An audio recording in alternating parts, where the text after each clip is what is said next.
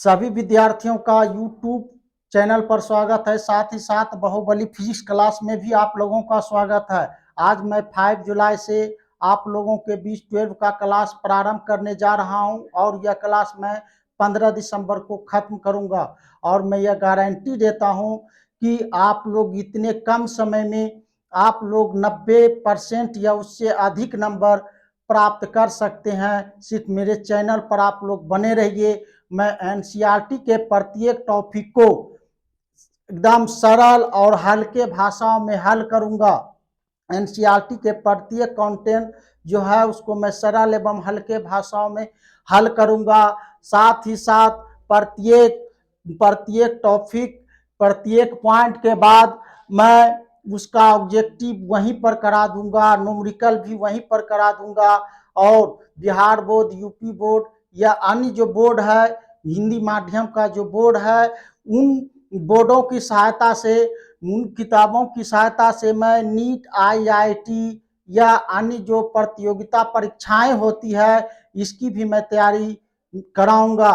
आप लोग मेरे चैनल पर सिर्फ बने रहिएगा और इतने कम समय में मैं आप लोगों को गारंटी देता हूं कि आप लोग 90% से कम नंबर नहीं प्राप्त करेंगे।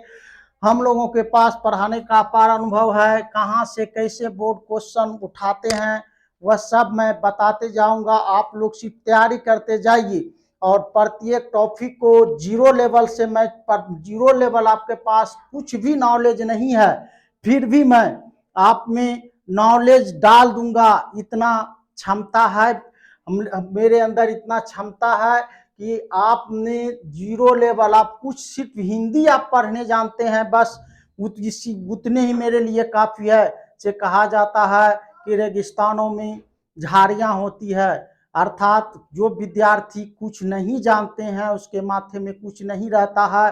फिजिक्स उन लोगों के लिए कठिन, पढ़ना एक कठिनाई हो जाती है। मैं उन्हीं कठिनाइयों को ध्यान में रखते हुए नीचे लेवल से, जीरो लेवल जिसको कहा जाता है, मैं वहीं से फिजिक्स तैयारी, आप फिजिक्स का प्रत्येक टॉपिक उठाऊंगा जो आप लोगों को पढ़ने में आसान लगे। तो इसी के साथ मैं अपने शब्दों को विराम देता हूं और अब चलते हैं 12 के कोर्स पर। पहला पार्ट आपका इलेक्ट्रोस्टैटिक्स है जिसको स्थिर वैद्युतिकी कहते हैं। इसका पहला आपका जो चैप्टर है electric charge and electric field, विद्युत आवेश एवं विद्युत क्षेत्र, ये सारा एनसीईआरटी का कंटेंट है। आप लोग एनसीईआरटी बुक है तो एनसीईआरटी बुक से प्रत्येक कंटेंट को मिला सकते हैं। मैं एकर्गी से प्रत्येक कंटेंट को जीरो नॉलेज से हीरो नॉलेज तक ले जाऊंगा। कोई भी टॉपिक को मैं नीचे से उठाऊंगा लेकिन उसको मैं हीरो, जहां उसका अंतिम पॉइंट होता है, अंतिम जो छोर होता है, कठिन से कठिन शब्दों को मैं हल्के शब्दों में जो है प्रत्यक्ष करके आपके सामने रखूंगा। तो सबसे पहले एनसीईआरटी का काउंट है इंट्रोडक्शन, भूमिका, उसके बाद विद्युत आवेश है, चालक एवं विद्युत रोधी। अगला आपका है 1.4 विद्युत प्रेरण द्वारा आवेश, 1.5 विद्युत आवेश के मूल गुण। देखिए इसमें बोर्ड जहां जहां से क्वेश्चन उठाते हैं और कहां से, ये शॉर्ट क्वेश्चन, इससे शॉर्ट क्वेश्चन उठाया जाता है बोर्ड में। चलिए ये सब टॉपिक नहीं उठाया जाता, इससे भी नहीं लिया जाता है। चलिए इससे भी शॉर्ट क्वेश्चन उससे उठेगा, आपको शॉर्ट क्वेश्चन उठेगा। कूलम का नियम भी, इससे भी शॉर्ट क्वेश्चन आपको उठाया जाएगा। अगला है आवेशों के बीच बल, बहुल आवेशों के बीच बल, बहुल आवेशों के बीच से कभी प्राय शॉर्ट क्वेश्चन उठाया जाता है। विद्युत क्षेत्र, इससे विद्युत क्षेत्र से भी शॉर्ट क्वेश्चन आपको उठाया जाता है। चलिए अगला आता है विद्युत क्षेत्र रेखा, इससे भी शॉर्ट क्वेश्चन में पूछा जाता है। इलेक्ट्रिक फ्लक्स ये भी शॉर्ट क्वेश्चन में बहुत बार पूछा गया, शॉर्ट क्वेश्चन इससे बोर्ड उठाते हैं। चलिए अगला विद्युत द्विध्रुव, ये बहुत इंपॉर्टेंट टॉपिक है, इससे शॉर्ट क्वेश्चन लॉन्ग क्वेश्चन दोनों रहता है। इससे शॉर्ट क्वेश्चन जैसे विद्युत द्विध्रुव पूछ देता है या विद्युत द्विध्रुव के कारण विद्युत क्षेत्र की तीव्रता निकालने के लिए पूछा जाता है। ये जो 1.11 है 1.11 टॉपिक को आप गहन से अध्ययन करेंगे, ताकि इससे दोनों प्रकार का क्वेश्चन पूछा जाता है, शॉर्ट और लॉन्ग, एक समान। ये भी इससे भी शॉर्ट क्वेश्चन उठाया जाता है, शॉर्ट क्वेश्चन उठाया जाता है। संतत आवेश के वितरण, आवेश का रेखीय घनत्व, आवेश का पृष्ठीय घनत्व जिसमें आता है, इससे भी शॉर्ट क्वेश्चन आपको उठाया जाएगा। गॉस थ्योरम, देखिए बहुत इंपॉर्टेंट टॉपिक है, इससे प्राय बोर्ड क्वेश्चन उठाते ही है, और इससे ये लॉन्ग क्वेश्चन हमेशा उठाया जाता है। गॉस के परिमेय और application of Gauss law, application of Gauss law, इससे हमेशा लॉन्ग क्वेश्चन बोर्ड हमेशा उठाते हैं। तो आपका जो करने वाला टॉपिक है बोर्ड के अनुसार, ये टॉपिक आपको करना है हर एक हालत में, ये सभी को शॉर्ट के लिए, थोड़ा थोड़ा के लिए सब करना है। और ये जो देख रहे हैं, ये बहुत बार इससे क्वेश्चन उठाया जाता है विद्युत द्विध्रुव के कारण, लॉन्ग और शॉर्ट में। और ये संतत आवेश, ये शॉर्ट क्वेश्चन इससे उठता है, लेकिन गॉस थ्योरम और एप्लीकेशन ऑफ गॉस लॉ, इससे जो बोर्ड है प्राय क्वेश्चन उठाते ही उठाते हैं। तो ये दोनों टॉपिक आप लोग के लिए बहुत इंपॉर्टेंट है, और 1.11 भी आप लोगों के लिए बहुत इंपॉर्टेंट है। तो यही हम अब जो है आप लोगों को कोर्स पर लेकर के चलते हैं, और कोर्स मैं प्रारंभ करूंगा जीरो नॉलेज से, जहां आप कुछ नहीं जानते हैं फिर भी आप इसको कर सकते हैं। तो एनसीईआरटी का टॉपिक में आने के पहले मैं आप लोगों को जीरो लेवल पर लेकर चलता हूं, जहां से आप लोग समझ सकते हैं। तो सबसे पहले इसके लिए आप लोग केमिस्ट्री में कुछ जाना होगा, अर्थात इलेक्ट्रॉन, प्रोटॉन और परमाणु के बारे में जानना होगा। तो सबसे पहले आप लोग ये देख सीखिए, एटम, एटम, परमाणु, परमाणु पढ़ेंगे डाल्टन परमाणु, डाल्टन परमाणु का पहला मॉडल डाल्टन दिए थे। डाल्टन के अनुसार सभी पदार्थ अत्यंत सूक्ष्म कणों से मिलकर बने होते हैं, जिन्हें परमाणु कहते हैं। तो कोई भी पदार्थ का जो छोटा से छोटा कण है, कोई भी पदार्थ का जो छोटा से छोटा कण होता है, और ये छोटा कण ऐसा कण होता है जो रासायनिक अभिक्रिया में भाग लेता है, रासायनिक अभिक्रिया में भाग लेता है, लेकिन स्वतंत्र अवस्था में नहीं पाया जाता है, परमाणु कहलाता है। तो परमाणु किसी पदार्थ का वह सूक्ष्म से सूक्ष्म कण होता है जो रासायनिक अभिक्रिया में भाग लेता है, लेकिन स्वतंत्र अवस्था में नहीं पाया जाता है। तो परमाणु का परिभाषा आप लोग लिख सकते हैं, तो हम बाद में समझाने के बाद लिखा देंगे। परमाणु क्या है? किसी पदार्थ का वह सूक्ष्म से सूक्ष्म कण जो स्वतंत्र अवस्था में नहीं पाया जाता है, लेकिन रासायनिक अभिक्रिया में भाग लेता है, परमाणु कहलाता है। अब परमाणु को 3 कणों में विभाजित किया जाए, परमाणु को 3 कणों में विभाजित किया गया है, परमाणु को 3 कणों में विभाजित किया गया है। पहला नंबर इलेक्ट्रॉन, दूसरा नंबर प्रोटॉन, तीसरा नंबर न्यूट्रॉन। परमाणु को 3 कणों में विभाजित किया जा चुका है, इलेक्ट्रॉन, प्रोटॉन और न्यूट्रॉन। अब इलेक्ट्रॉन कहते हैं किसको? इलेक्ट्रॉन परमाणु को 3 कणों में विभाजित किया गया, इलेक्ट्रॉन, प्रोटॉन और न्यूट्रॉन। तो इलेक्ट्रॉन क्या है? परमाणु का वह सूक्ष्म कण है, परमाणु का ही तीनों, ये इलेक्ट्रॉन, प्रोटॉन और न्यूट्रॉन परमाणु का ही कण है, और परमाणु का ये सभी वह सूक्ष्म कण होता है। ये देखिए, जैसे इलेक्ट्रॉन पर जो रहता है आवेश, आवेश की प्रकृति, इस पर आवेश की प्रकृति होता है इकाई ऋण आवेश। इलेक्ट्रॉन पर याद रखें, इस पर आवेश की प्रकृति होता है इकाई ऋण आवेश, इकाई ऋण आवेश, इकाई ऋण आवेश। और ये किस पर है? इलेक्ट्रॉन, इलेक्ट्रॉन के बारे में हम सिखा रहे हैं। सबसे पहले इलेक्ट्रॉन पर आवेश की प्रकृति इकाई ऋण आवेश। दूसरा, इलेक्ट्रॉन पर जो आवेश पाया जाता है, इलेक्ट्रॉन पर जो आवेश होता है वह 1.6 गुना 10⁻⁻90 कूलम। तीसरा, द्रव्यमान, इलेक्ट्रॉन का जो द्रव्यमान है ये हाइड्रोजन, हाइड्रोजन परमाणु के 1/1840 में भाग के बराबर 1840 में भाग के बराबर। तो इलेक्ट्रॉन क्या है? इलेक्ट्रॉन किसका कण है? परमाणु का। इलेक्ट्रॉन किसको कहेंगे? परमाणु का वह सूक्ष्म से सूक्ष्म कण, परमाणु का वह सूक्ष्म से सूक्ष्म कण, परमाणु का वह सूक्ष्म से सूक्ष्म कण जिस पर इकाई ऋण आवेश होता है और जिसका द्रव्यमान हाइड्रोजन परमाणु के द्रव्यमान के 1840वें भाग के बराबर होता है। अर्थात इस पर जो द्रव्यमान होता है वह कितना? 9.1 गुना 10⁻⁻31 किलोग्राम। ये सब चीज याद रखने का, ये सब न्यूमेरिकल में आप लोगों को काम देगा, ये सब बेसिक चीज याद रखें। इलेक्ट्रॉन पर जो आवेश होता है 1.6 गुना 10⁻⁻90 कूलम, और इसका जो द्रव्यमान होता है यह हाइड्रोजन परमाणु के द्रव्यमान के 1840वें भाग के बराबर। अर्थात इसको निकाला गया तो कितना? 9.1 गुना 10⁻31 किलोग्राम। अब चलिए उसके बाद हम सीखते हैं प्रोटॉन के बारे में। प्रोटॉन भी परमाणु का ही कण है। और ये कैसा कण है?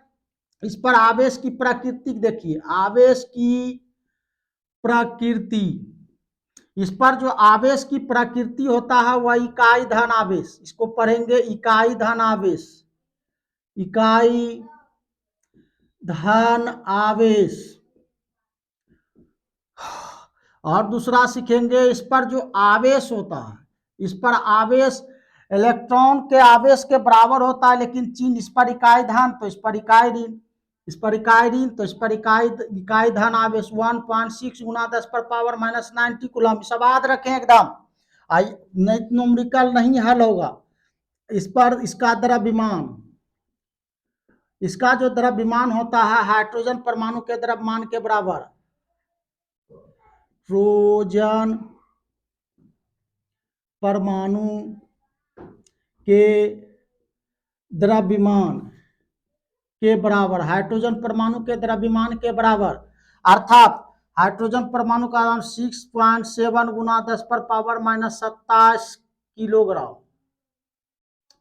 27 किलोग्राम।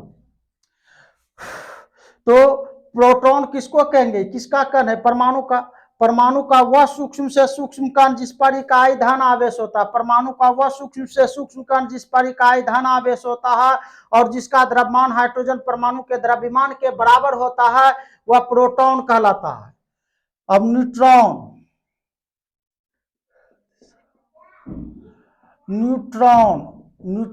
किसको कहेंगे? न्यूट्रॉन पर देखना है पहले आवेश की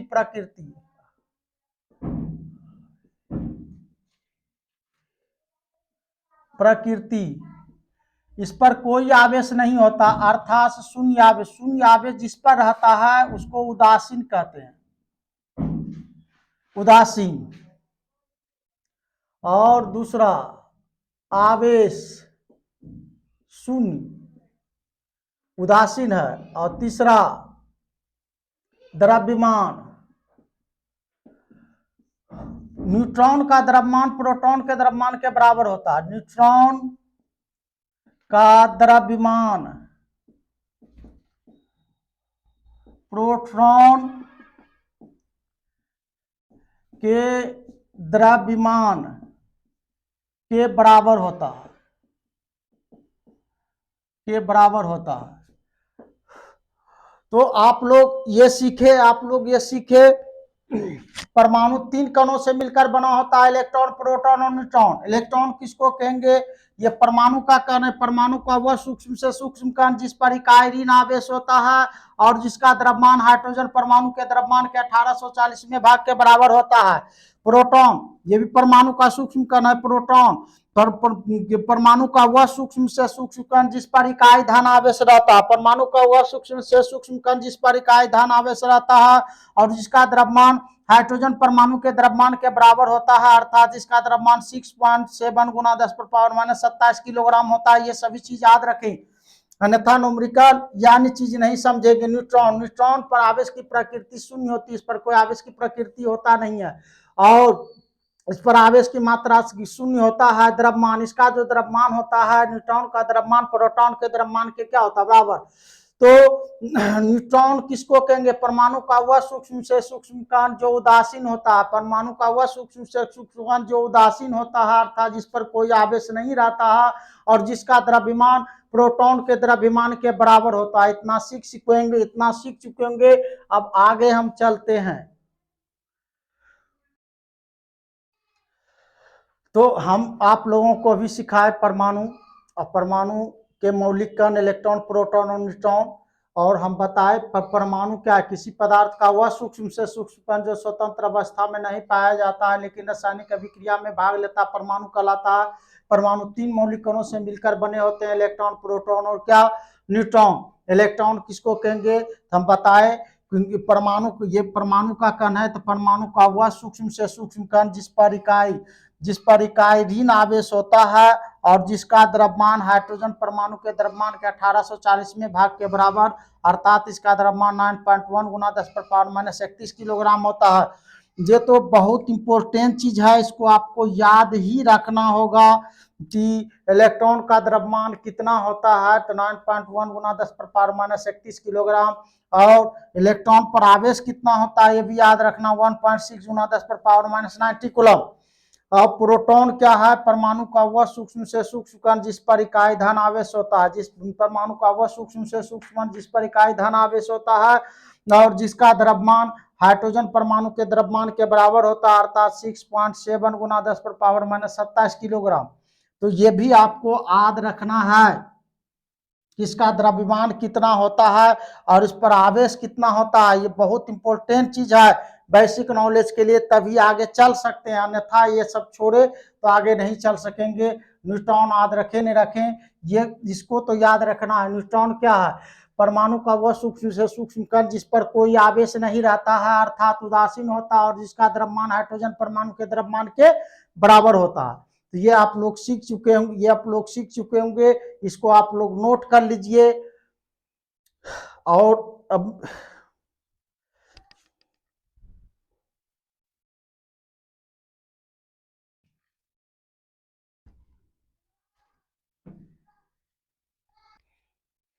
तो इतना आप लोग सीख चुके होंगे, तो आप लोग को पढ़ने में अच्छा लगने वाला है। आप बेसिक नॉलेज भी आपका ठीक होगा और फिजिक्स पढ़ने में भी अच्छा लगेगा। अब देखिए, अब जो आप लोगों को सिखाया इसका उपयोग क्या है फिजिक्स में, आप लोग जो सीखे, चलिए इससे अब देखिए, जैसे सोडियम, मान लीजिए ये कोई पदार्थ है, ये सोडियम पदार्थ है, एल्युमिनियम या कोई भी पदार्थ लीजिए, पदार्थ है, इस पर पहले आवेश जीरो रहता है। क्यों आवेश जीरो रहता है, मान लीजिए सोडियम का परमाणु है Na का। देखिए सोडियम, आप लोग ये जानते होंगे परमाणु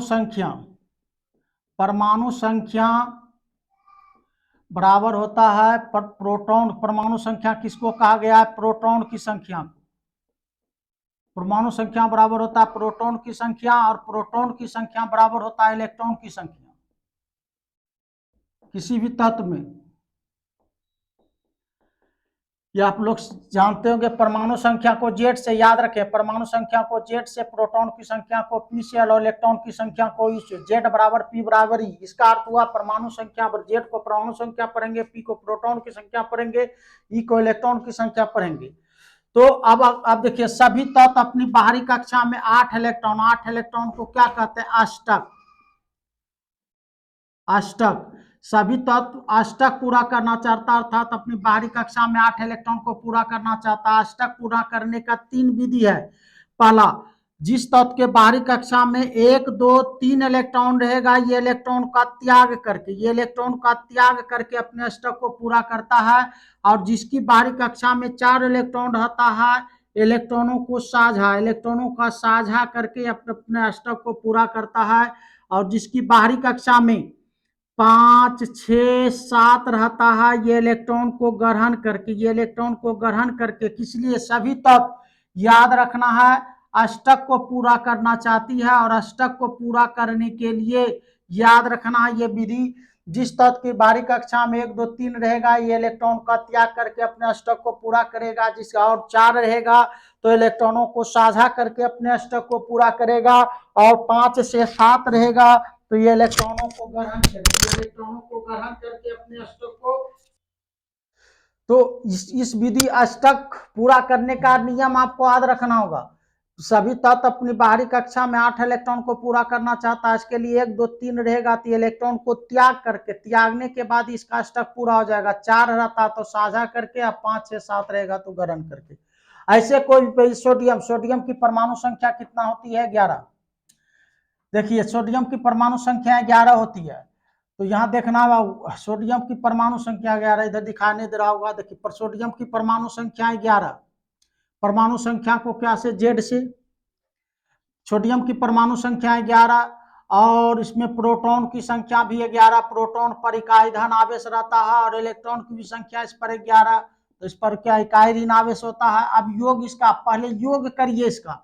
तो योग करते हैं, देखिए जितना प्रोटॉन उतना इलेक्ट्रॉन, यही कारण ये विद्युत उदासीन होता है। जिस पर कोई चार्ज नहीं रहता, तो चार्ज नहीं रहने के कारण उस पदार्थ में उतने प्रोटॉन की मात्रा रहता है और उतने इलेक्ट्रॉन की मात्रा रहने के कारण दोनों एक दूसरे को संतुलित करने के कारण परमाणु विद्युत उदासीन होता है।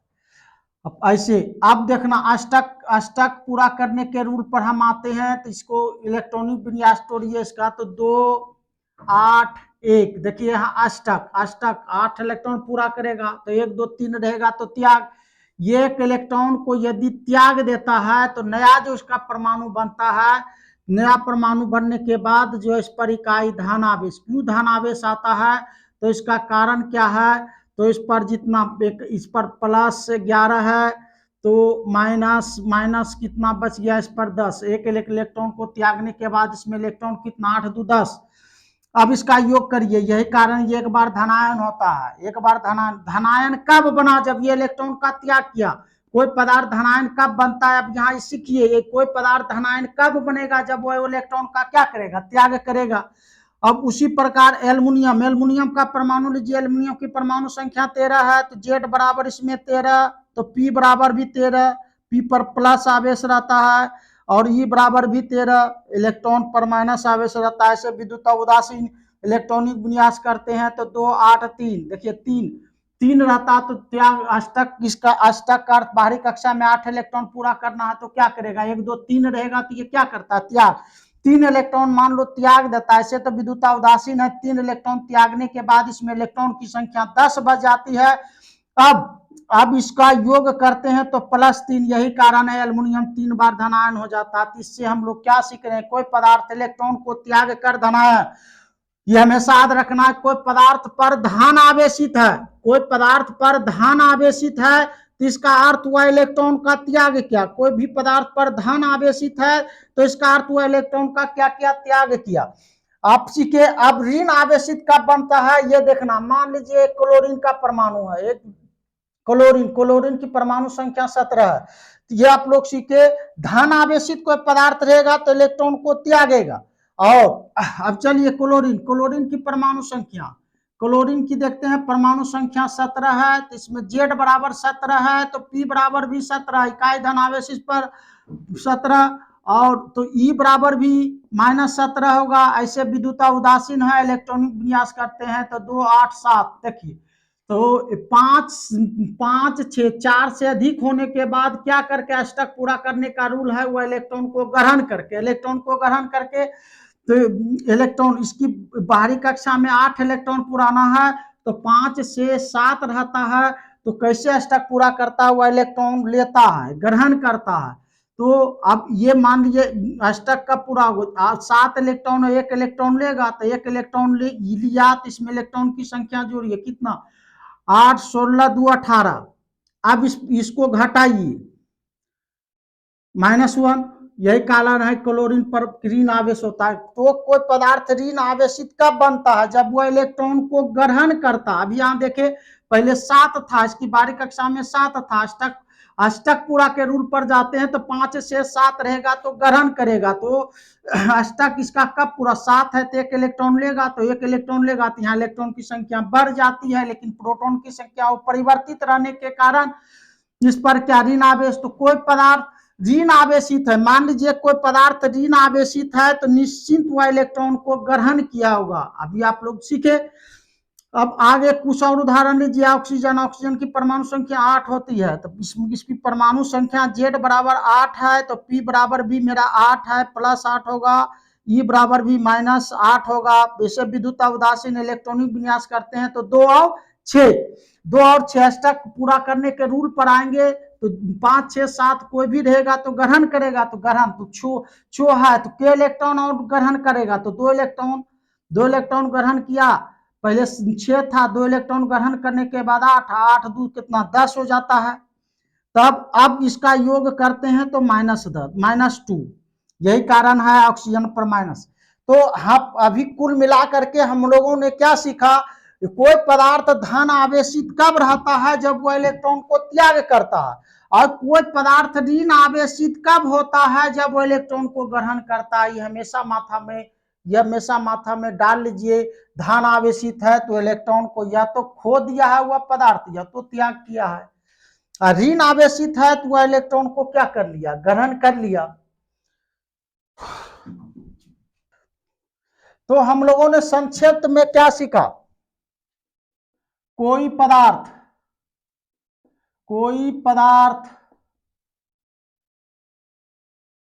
इलेक्ट्रॉन को खो मतलब होता त्याग, खोकर या त्याग कर धन आवेशित बनता है।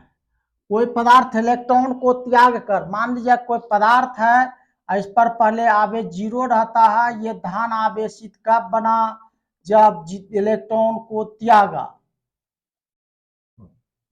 इलेक्ट्रॉन को त्यागने के बाद कोई पदार्थ धन आवेशित 6 बार धन आवेशित है, तो ये 6 इलेक्ट्रॉन को त्याग कर दिया। माइनस को इलेक्ट्रॉन पढ़ते हैं, प्लस को प्रोटॉन पढ़ते हैं। प्रोटॉन पर इकाई धन आवेश और इलेक्ट्रॉन पर इकाई ऋण आवेश होता है, इसीलिए इलेक्ट्रॉन को माइनस को इलेक्ट्रॉन पढ़ा जाता है और प्लस को प्रोटॉन पढ़ा जाता है। और क्या सीखे, कोई पदार्थ इलेक्ट्रॉन को ग्रहण कर, कोई पदार्थ इलेक्ट्रॉन को ग्रहण कर ऋण आवेशित बनता है। कोई पदार्थ ऋण आवेशित है, कोई पदार्थ ऋण आवेशित है तो इसका तात्पर्य वह इलेक्ट्रॉन को ग्रहण किया। के 6 बार ऋण आवेशित है, यह तो 6 इलेक्ट्रॉन को ग्रहण किया।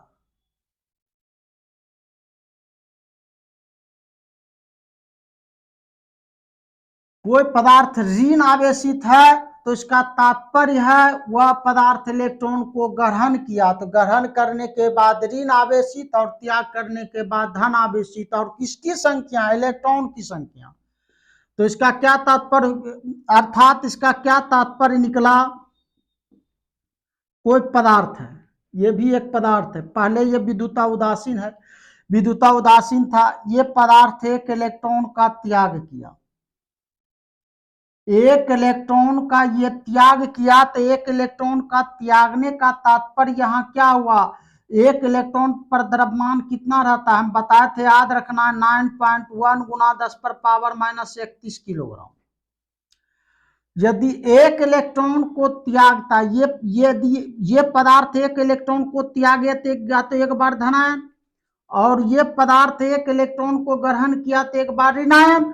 तो इसका क्या तात्पर्य हुआ, यह पदार्थ एक इलेक्ट्रॉन को त्यागा तो ये 9.1 गुना 10⁻³ किलोग्राम द्रव्यमान को खो दिया, और यह पदार्थ ऋण आवेशित है, तो ये एक बार है तो एक इलेक्ट्रॉन को ग्रहण किया। तो इसका क्या तात्पर्य हुआ, इस पदार्थ पर कितना द्रव्यमान बढ़ गया, 9.1 गुना 10⁻³ किलोग्राम का द्रव्यमान बढ़ गया। तो धन आवेशित होने पर द्रव्यमान घटता है और ऋण आवेशित होने पर द्रव्यमान बढ़ता है, याद रखना। धन आवेशित का तात्पर्य हुआ इलेक्ट्रॉन का खोना या त्यागना, और एक इलेक्ट्रॉन त्यागने पर इतना द्रव्यमान खो देगा, और एक इलेक्ट्रॉन कोई पदार्थ ग्रहण करता है तो वह इतना इलेक्ट्रॉन को ग्रहण कर ले, इतना द्रव्यमान को वह ग्रहण कर लेगा। यदि कोई पदार्थ 2 इलेक्ट्रॉन को त्यागता है तो इसका जो द्रव्यमान है, इसका द्रव्यमान 2 गुना 9.1 गुना 10⁻³ किलोग्राम द्रव्यमान को खो देता है। और ये इतने द्रव्यमान 2 गुना 9.1 गुना 10⁻³ किलोग्राम का द्रव्यमान ये ग्रहण कर लेता। एक इलेक्ट्रॉन जाने पर इतना द्रव्यमान चला जाना और एक इलेक्ट्रॉन ग्रहण करने पर इतना द्रव्यमान आ जाना। और 2 गो करेगा तो गुना करते जाइए, 3 गो करेगा तो उसी अनुसार इसका जो है एक का द्रव्यमान घटेगा और दूसरा का द्रव्यमान बढ़ेगा। ये क्लियर हो गया होगा आप लोगों का कांस्टेंट। तो जैसे वादा किया आप लोग का जीरो लेवल खत्म हो चुका, जो जीरो लेवल का नॉलेज था मैं दे चुका। अब जो एनसीईआरटी का पहला पॉइंट है 1.1, एनसीईआरटी का कंटेंट 1.1 में इंट्रोडक्शन है। इंट्रोडक्शन का भूमिका होता है, तो इसको आप यदि आप बैस को पढ़े होंगे अच्छे से तो इसको आप अच्छे से समझ जाएगा, कहीं कोई दिक्कत नहीं है। भूमिका आप लोग अपने चारों ओर बहुत सारे आवेशित वस्तु को देखते हैं, जैसे पंखा का चलना, जैसे आपके सामने जो मोबाइल चल रहा है ये भी आवेश के कारण ही चलता है। बल्ब का जलना ये भी आवेश के कारण होता है। इसमें 2 चार्ज रहता है, प्लस और माइनस। तार से भी जो हम देते हैं आवेश, बल्ब में 2 तार जाता है, एक प्लस का और एक किसका माइनस का जाता है। तो बहुत सारे आप लोग देखते होंगे आवेशित वस्तु को। आप पृथ्वी की सतह भी एक आवेशित है, विद्युत ये आवेशित होता है। क्यों? इस पर सारा चीज जो है चलते रहता है और रगड़न से ही आवेश उत्पन्न होता है, घर्षण से आवेश उत्पन्न होता है। तो और वायुमंडल भी आवेशित है। क्यों आवेशित है? तो वायु में बहुत सारे चीज चलते हैं और घर्षण के कारण इसमें भी आवेश उत्पन्न होता है। ये सभी चीज सिखाएंगे। तो सबसे पहले ये सीखना है भूमिका में कि हम चारों ओर जो आवेश देखते हैं तो आपके मन में ये ख्याल आता होगा कि ये आवेश उत्पन्न कैसे होता है।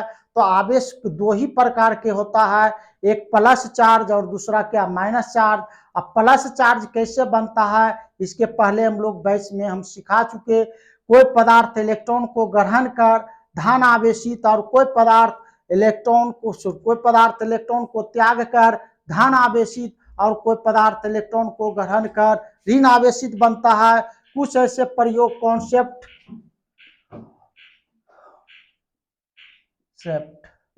फर्स्ट देखिए, जब ग्लास की रड, मान लीजिए ये ग्लास का रड है,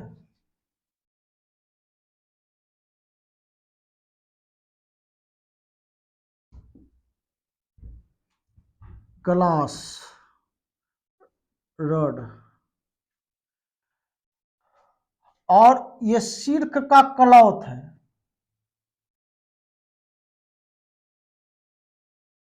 रेशम का कपड़ा।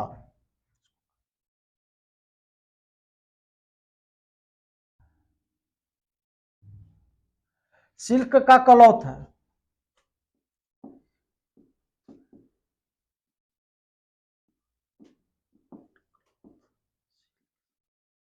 सिल्क क्लॉथ है, रेशम का कपड़ा है। देखिए, जब कांच की छड़ को रेशम के कपड़े पर रगड़ा जाता है, जब कांच की छड़ को रेशम के कपड़े पर रगड़ा जाता है तो कांच का जो रड है ये धन आवेशित हो जाता है। कांच का रड धन आवेशित हो जाता है। 2 4 कांच का रड ये धन आवेशित हो जाता है।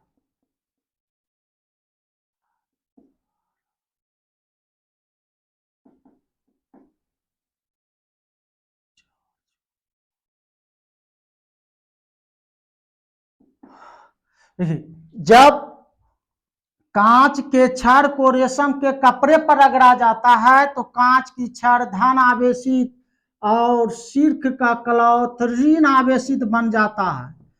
आप लोग ये समझ चुके होंगे कि ऐसा क्यों होता है। तो कांच की छड़ को जब रेशम के कपड़े से रगड़ा जाता है तो कांच की छड़ धन आवेशित हो जाता है। क्यों? क्योंकि कांच की जो छड़ है इलेक्ट्रॉन का त्याग कर देता है, कांच की छड़ इलेक्ट्रॉन को त्याग कर लेता है, कांच की छड़ इलेक्ट्रॉन को त्याग कर लेता है और सिल्क का जो कपड़ा है, रेशम का कपड़ा है, ये इलेक्ट्रॉन को ग्रहण कर लेता है। और एक इलेक्ट्रॉन ग्रहण करने पर इसका जो द्रव्यमान कितना 9.1 गुना 10⁻⁻31 किलोग्राम द्रव्यमान चला जाना। यदि ये एक इलेक्ट्रॉन को खोता है तो इतना द्रव्यमान इसका घट जाएगा और ये एक इलेक्ट्रॉन को ग्रहण करता है तो इसका इतना द्रव्यमान क्या हो जाएगा, बढ़ जाएगा। यहाँ टोटल 12 इलेक्ट्रॉन खोया तो कांच का जो रड है ये 12 बार धन आवेशित हुआ तो ये 12 इलेक्ट्रॉन को खोया तो इसका जो द्रव्यमान इतना द्रव्यमान कम गया और इसका जो इतना द्रव्यमान क्या हो गया, बढ़ गया। तो कॉन्सेप्ट फर्स्ट में सीख चुके होंगे। जब कांच की छड़ को रेशम के कपड़े पर रगड़ा जाता है तो कांच की छड़ धन आवेशित हो जाता है और रेशम का कपड़ा ऋण आवेशित हो जाता है। जिसका तात्पर्य यह होता है कि कांच का जो रड है ये इलेक्ट्रॉन को त्याग देता है और सिल्क का जो क्लॉथ है, रेशम का जो कपड़ा है, ये इलेक्ट्रॉन को ग्रहण कर लेता है। आप ये सीख चुके होंगे। तो कॉन्सेप्ट फर्स्ट में ये लिख लीजिएगा, या तो हम बाद में लिख देंगे। कैसे लिखना है बता देते हैं। जब कांच की छड़ को रेशम के कपड़े पर रगड़ा जाता है तो कांच की छड़ घर्षण के कारण कांच की छड़ पर धन आवेशित और रेशम के कपड़े पर ऋण आवेशित हो जाता है। इसका तात्पर्य होता है कि कांच की छड़ इलेक्ट्रॉन को खो देता है और रेशम के कपड़े इलेक्ट्रॉन को ग्रहण कर लेता है, जिसके कारण कांच के छड़ का द्रव्यमान घट जाता है और सिल्क के क्लॉथ का द्रव्यमान बढ़ जाता है। अच्छे से सीख चुके होंगे। एकदम जीरो लेवल से हीरो लेवल का पढ़ाऊंगा, आप लोग सिर्फ देखते रहिए।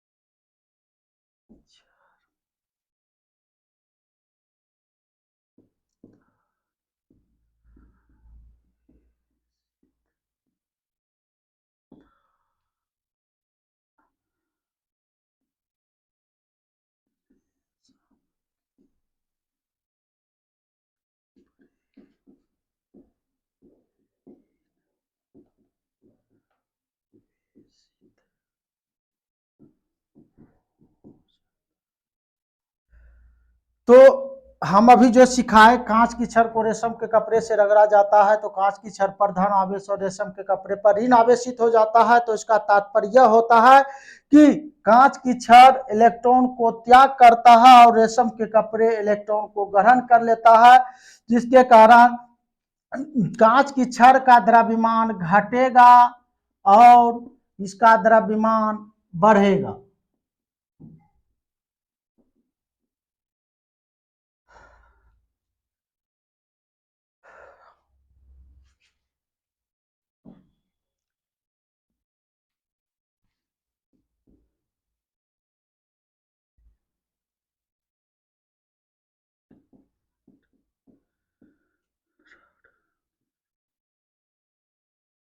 अब देखिए, अब कॉन्सेप्ट नंबर 2, जब एबोनाइट की छड़ को बाघ के खाल पर जब एबोनाइट की छड़ से बाल के खाल पर रगड़ा जाता है ये बाल का खाल है। जब एमोनाइट की छड़ से बाल के खाल पर रगड़ा जाता है,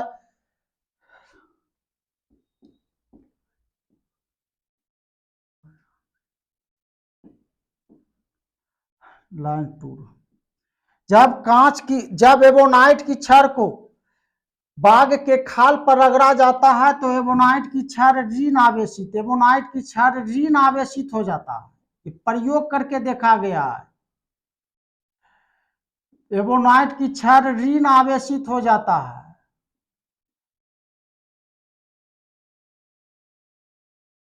और लायन का जो खाल है,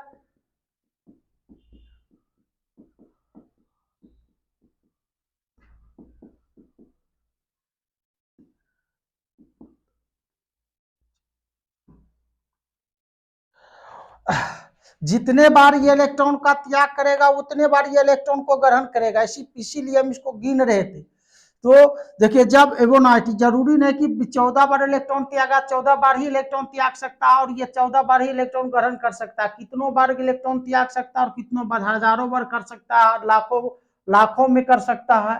तो ये एक उदाहरण है।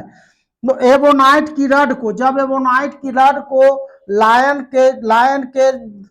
के खाल पर, बाघ के खाल पर रगड़ा जाता है, एबोनाइट की छड़ से बाघ के खाल पर रगड़ा जाता है, तो एबोनाइट की छड़ धन ऋण आवेशित हो जाता है और बाघ का खाल धन आवेशित हो जाता है। तो इसका तात्पर्य आप लोग समझ चुके होंगे कि एबोनाइट की छड़ इलेक्ट्रॉन को ग्रहण कर लेता है। एबोनाइट की छड़ इलेक्ट्रॉन को ग्रहण करने के कारण ये ऋण आवेशित हो जाता है और बाघ का जो खाल है इलेक्ट्रॉन को त्याग करने के कारण ये धन आवेशित हो जाता है।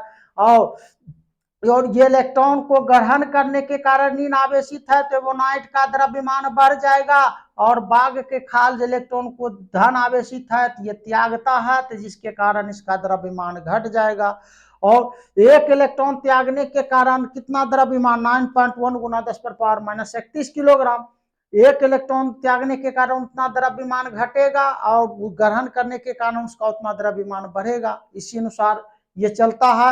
अब अगले क्लास में मैं एनसीईआरटी का 1.2 हल करूंगा और यहाँ से अब समय कम लगेगी। जो बेसिक नॉलेज होता है, बेसिक नॉलेज में थोड़ा सा समय ज्यादा लगता है, सिखाने में समय ज्यादा लगता है। अब इधर समय कम लगेगा, पढ़ने में भी आप लोगों को हल्का लगेगा, बहुत अच्छा महसूस होगा।